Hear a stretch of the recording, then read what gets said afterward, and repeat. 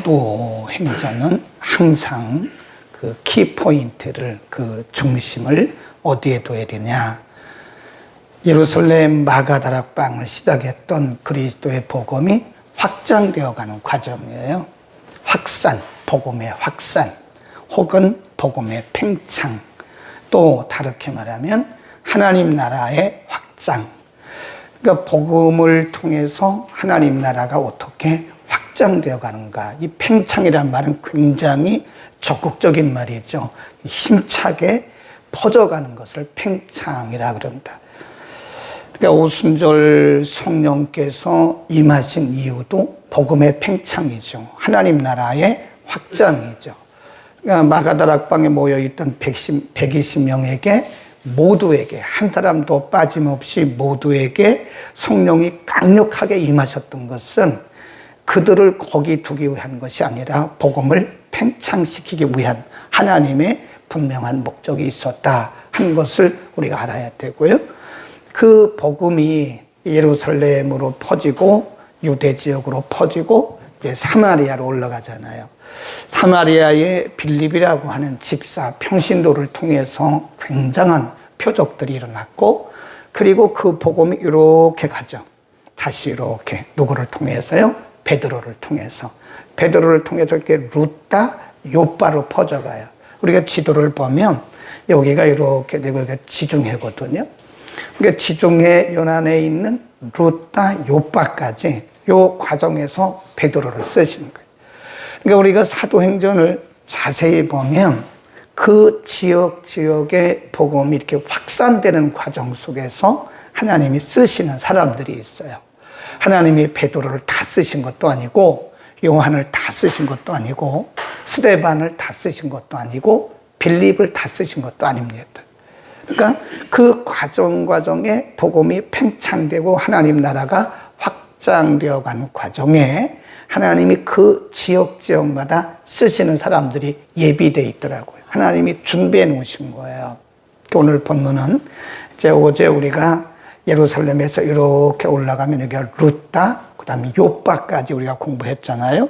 그 요빠에서 지중해를 타고 이렇게 올라가는, 지중해에서 이렇게 올라가면 여기입니다, 여기.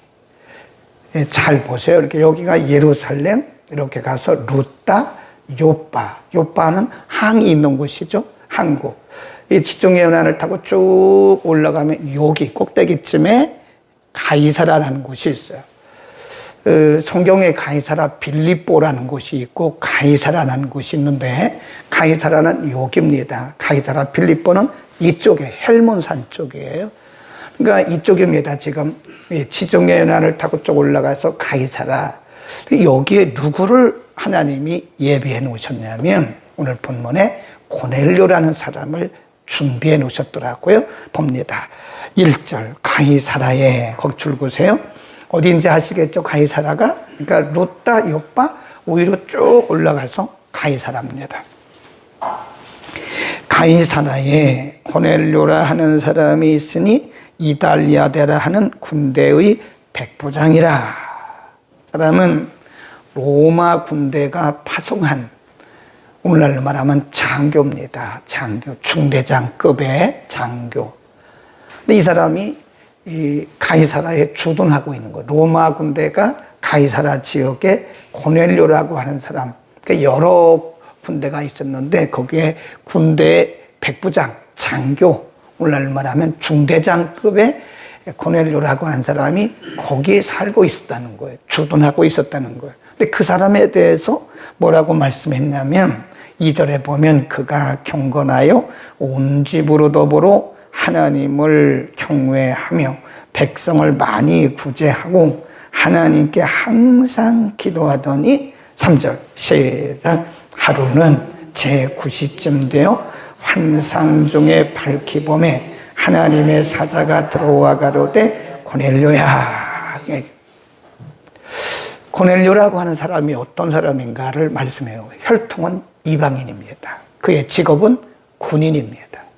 그런데 이 사람은 혈통은 이방인이고 직업은 군인인데 그 당시 사람들이 가질 수 없었던 것 하나가 있는데 그게 뭐냐면 경건이에요. 경건.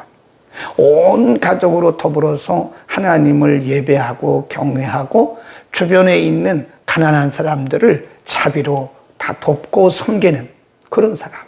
그러니까 이 사람은 우리가 인간적으로 보면 아주 뛰어난 사람인데 사실은 하나님 편에서 볼 때는 하나님이 이방 전도를 위해서 그곳에 심어놓은 사람이에요. 하나님이 숨겨놓으신 사람, 하나님이 준비해 놓으신 사람이에요. 그러니까 하나님은 항상 이 일을 하실 때 누구를 통해서 하시냐면 사람을 통해서 하십니다.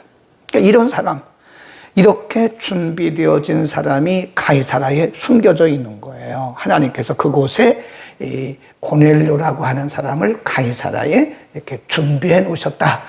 이방 복음을 위해서, 이방 전도를 위해서. 환상 중에 천사가 이렇게 말합니다. 4절 고넬료가 주목하여 보고 두려워 가로되 주여 무슨 일입니까? 천사가 가로되 내 기도와 구제가 하나님 앞에 상달하여 기억하신 바가 되었다. 여기까지는 고넬료에 대한 얘기고 앞으로 그의 해야 할 일이 뭐냐? 5절 내가 지금 사람들을 요빠에 보내어 베드로라고 하는 시몬을 청하라. 저는 피장 시몬의 집에 오고 하니 그 집은 해변에 있느니라. 이게 성령의 역사죠. 성령께서 지금 고넬료라고 하는 사람의 언제 말씀하셨어요? 기도 시간에. 이런 부분을 잘 보셔요. 고넬료가 하루에 3번씩 기도하는 경건한 사람이었어요. 그가 혈통이 이방인입니다. 그리고 바쁜 군인이에요, 군인. 그런데도 이 사람은 하루에 3번씩 꼭 하나님 앞에 기도하는, 시간을 정해놓고 기도하는 그런 사람이었다. 기도 시간에 바로 하나님께서 천사를 그에게 파송하신 거예요. 구체적으로 말씀하세요. 그러니까 성령께서 우리에게 말씀하실 때는요, 그냥 뭉뚱그려서 막연하게 말씀하지 않습니다. 구체적으로. 지금 요빠라고 하는 곳에 가면 거기 시몬이라는 사람이 있다. 거기 누구누구의 집에 머물고 있는데 그에게 사람을 보내라. 굉장히 구체적이죠. 네. 오늘날도 성령의 역사는 매우 구체적이에요. 아주 구체적으로 말씀하십니다. 우리가 감각이 잘 없어서 그래요. 영적 감각이 둔해서 그런 거지. 오늘도 우리가 성령께서 우리에게 아주 구체적으로 말씀을 하시는 것을 분명히 알아야 됩니다. 그렇게 말씀하셨어요. 그때 7절 마침 말하던 천사가 떠나매 고넬료가 집안 하인 둘과 종들 종절 가운데 경건한 사람 하나를 불러 이 일을 다 고하고 어디로 보내? 즉시 순종하잖아요. 즉시 고넬료가 천사를 통해서 하신 하나님의 말씀대로 요빠로 보냅니다. 9절 시작. 이튿날 저희가 행하여 성에 가까이 이를 때에 베드로가 뭐 하려고? 기도하. 여기도 역시 기도예요. 기도하려고 지붕에 올라가니 시간은 제6시더라. 시장하여 먹고자 하며 사람이 준비할 때에 비몽사몽, 거기다 줄 긋읍시다. 이게 환상이라는 거예요. 환상은 이렇게 비몽사몽.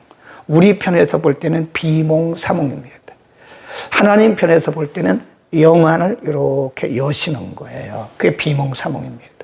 재밌죠? 네. 우리가 가끔 꿈을 꿀 때 비몽사몽 간에 그런 얘기 하잖아요. 네. 그게 영몽이라고 그래요. 이 꿈에는 3가지가 있다고 그러잖아요. 아무런 뜻이 없이 우리의 심리적인 작용에 의해서 일어나는 뭐 그런 꿈. 견몽 그러잖아요. 견몽. 네, 있어요. 그 심리적 작용에 의해서 일어나는 겁니다. 그것은 우리가 의식 세계와 무의식 세계 가운데서 우리가 경험하고 있는 그런 일들이 우리의 심리적 작용에서 일어나는 것, 그건 견몽이라 그래. 그냥 보통 개꿈 그러잖아요. 의미 없는 꿈. 그러니까 꿈을 다 여러분이 중요시 여기면 안 돼요. 어떤 꿈은 그냥 여러분이 그냥 심리적 작용, 의식 세계와 무의식 세계에서 그냥 심리적 작용에서 일어나는 건데 그걸 너무 꿈에다가 어떤 의미를 부여하면 큰일 나요. 가끔 보면 너무 꿈 얘기를 많이 하는 분들이 계세요. 내가 꿈을 꿨는데 그건 꿈일 뿐이에요. 여러분이 만일 계속해서 꿈에 집착하다 보면 여러분은 비현실적인 삶을 살게 됩니다. 네, 비현실적이고 비상식적인 일에 자꾸 집착하게 되다 보면 이상한 길로 빠지게 되는 거예요. 성경과는 상관없이. 그러나 하나님이 꼭 필요하실 때는 이런 영몽을 주세요. 영몽. 그건 영적인 꿈이라고 그래요. 이것은 항상 있는 건 아니에요. 언제죠? 특별한 때. 하나님의 목적이 있을 때. 하나님의 특별한 목적이 있을 때 하나님께서 우리에게는 영몽을 주실 때가 있어요. 그런 때로는 비몽사몽처럼 우리의 영적인 눈을 하나님이 조금 이렇게 여시는 거예요. 네. 우리의 영안을 확 열면 큰일 납니다. 이단됩니다.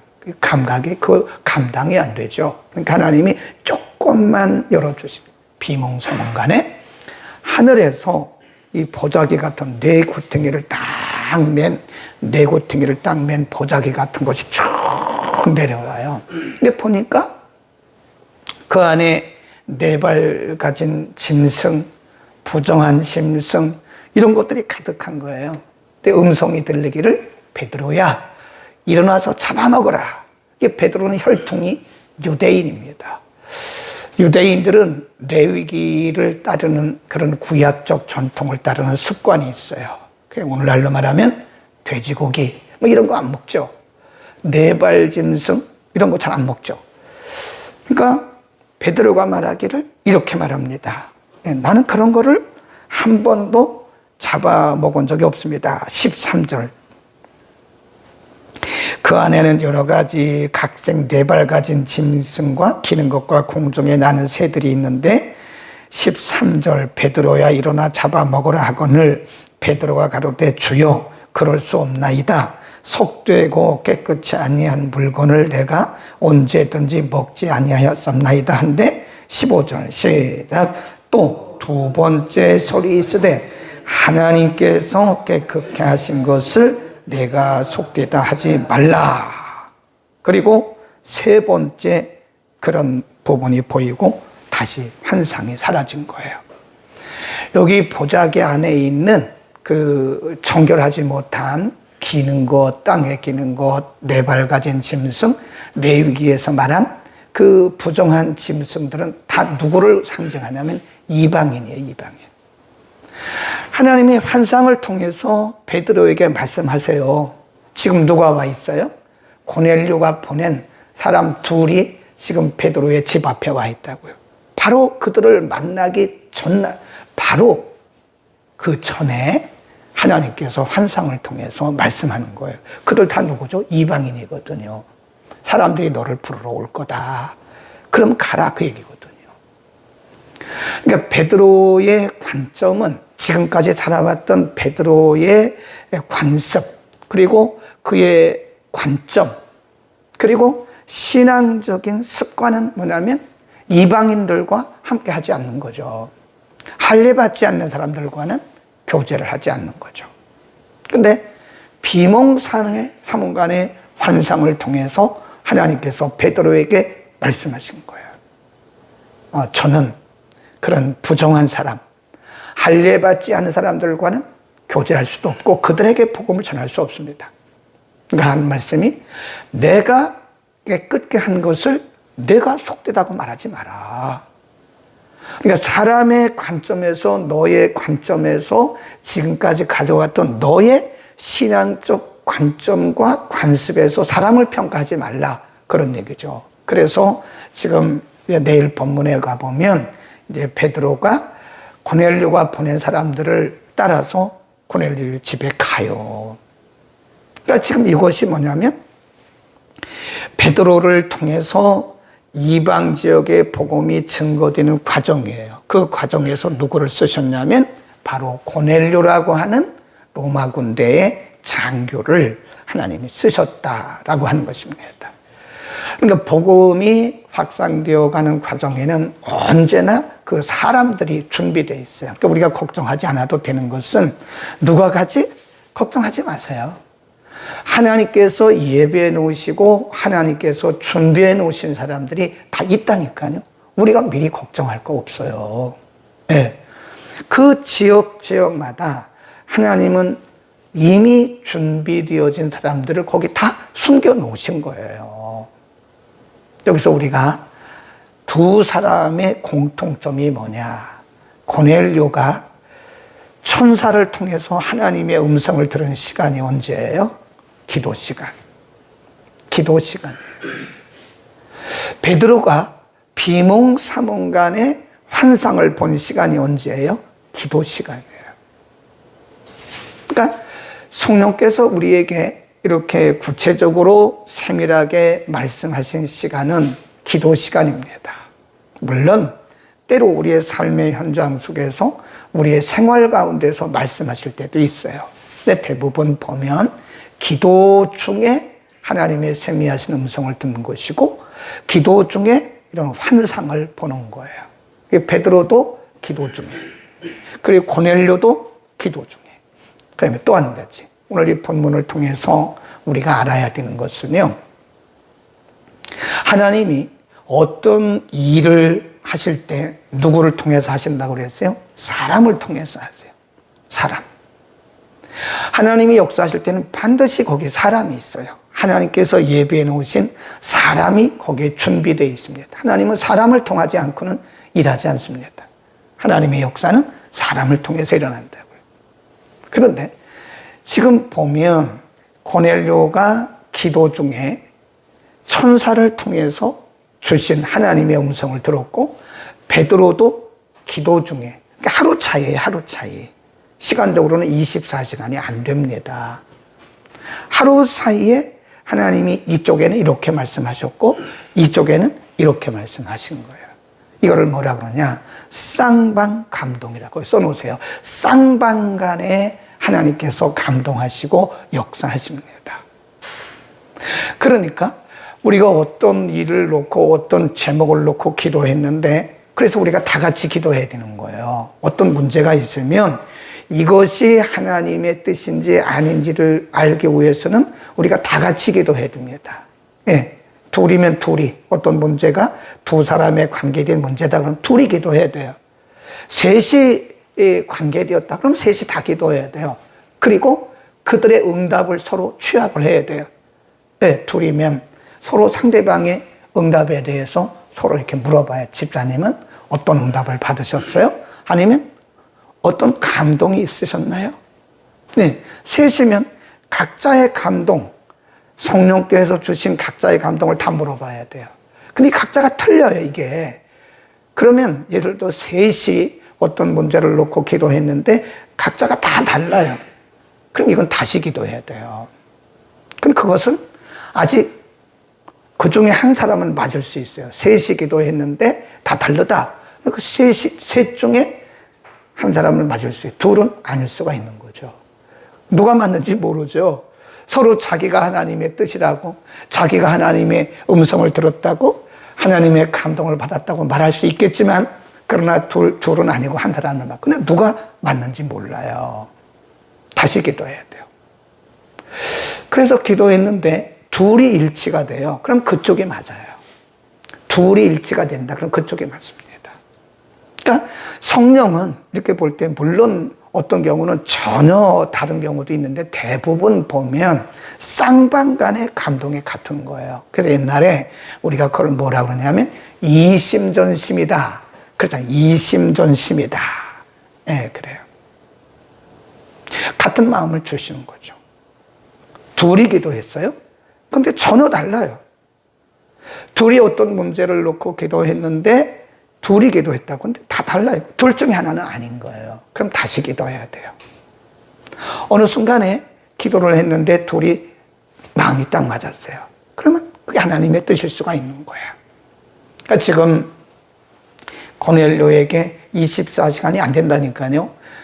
고넬료에게 말씀하신 성령님, 또 베드로에게 기도 시간에 말씀하신 성령님.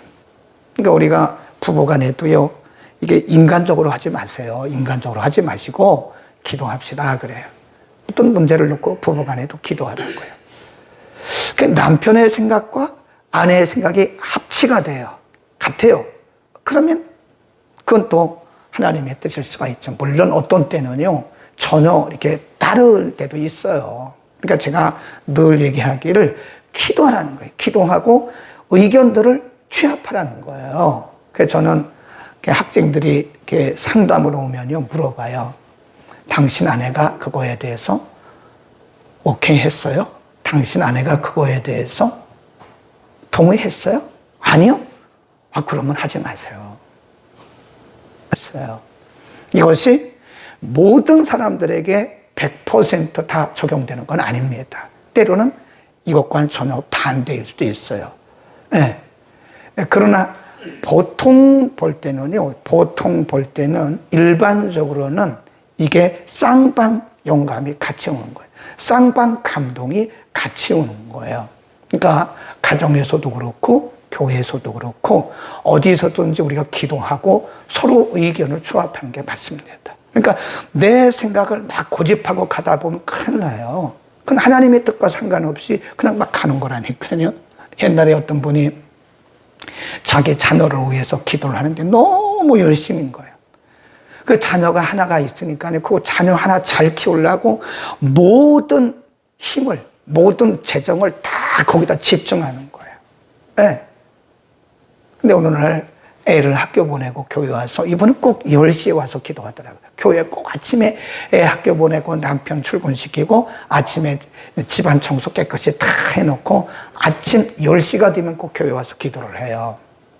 근데 하루는 하나님이 마음에 그런 감동을 주시더래요. 얘야, 주님, 제가 여기 있습니다. 말씀하시죠. 얘야, 네가 나보다 지금 한참 앞서가고 있다. 그러시더라잖아요. 그 자녀는 너의 자녀가 아니야. 내 자녀야. 근데 그때까지도 이분은 기도에 열심히 있었는데 그 자녀가 내 자녀인 줄 알고, 물론 내 자녀죠. 그러나 하나님 마음에 감동 주시기를 네 자녀가 아니야. 내 자녀야. 왜 네 마음대로 막 그렇게 하냐. 그냥 이 애를 데려다가 어느 학교에 보내고 어느 학교, 그 다 자기가 기도하고 자기 생각으로 한 거예요. 하나님 주신 생각이라고 생각하고, 그런데 어느 날 하나님이 마음에 감동 주시기를 얘야, 사랑하는 요종아, 네가 왜 이렇게 나보다 앞서가니? 그래서 그때부터 이분이 조금씩 기도를 조금 덜한 건 아니지만 자기 생각을 많이 내려놨다 그러더라고요. 그런 경우도 많아요. 그러니까 우리는 오늘 고넬료와 베드로에게 동시에 쌍방간에 감동하시고 역사하신 이 장면을 보면서 우리 신앙생활에 적용을 해야 됩니다. 가정에서도 적용, 교회에서도 적용. 그래서 성령께서 우리에게 뭐라고 말씀하시고 감동하시는가를 쌍방간에 잘 이렇게 취합을 하고 잘 조화를 이루어야지, 내가 기도 많이 하니까 내 생각이 맞아. 그건 너무 독단적인 거죠. 네. 그런 건 어쩌면 하나님을 앞서갈 수가 있어요. 깊이 기도하되 우리에게 동일하게 역사하시는, 그리고 쌍방간에 역사하시는 성령의 음성도 들어볼 수 있기를 바랍니다. 기도합니다. 거룩하신 우리 아버지, 오늘 고넬료에게 그리고 베드로에게 말씀하셨던 성령님의 역사를 우리가 상고했습니다.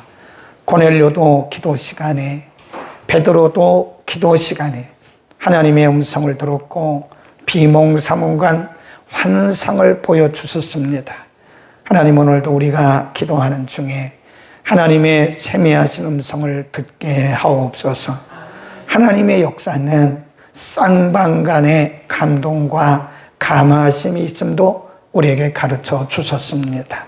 내 생각을 고집하지 말게 하시고 내 경험을 앞세우지 말게 하시고 우리에게 골고루 역사하시는, 동일하게 역사하시는, 감동하시는 성령의 감동에 민감할 수 있게 하옵소서. 하나님, 기도 중에 오늘도 우리 각자가 기도하는 여러 가지 기도 제목이 있을 터인데 하나님 말씀하시고 우리가 들을 수 있는 영적 감각을 허락하여 주옵소서. 어떤 이는 자녀의 문제, 어떤 이는 경제적인 재정적 문제, 사업의 문제, 직장의 문제, 어떤 이는 몸의 질병의 문제, 여러 가지 관계들의 문제로 하나님 앞에 기도할 때에 고넬료에게, 베드로에게 말씀하셨던 주님, 오늘도 우리에게 감동, 감화하여 주소서. 하나님의 뜻을 분별하게 하시고 하나님의 뜻을 쫓는 우리 모두가 되게 하여 주옵소서. 고넬료가 즉시 순종해서 사람을 요빠에 보냈던 것처럼 하나님 우리에게 말씀하시면 우리가 주저함 없이 순종케 하옵소서. 예수 그리스도의 이름으로 기도드립니다. 아멘.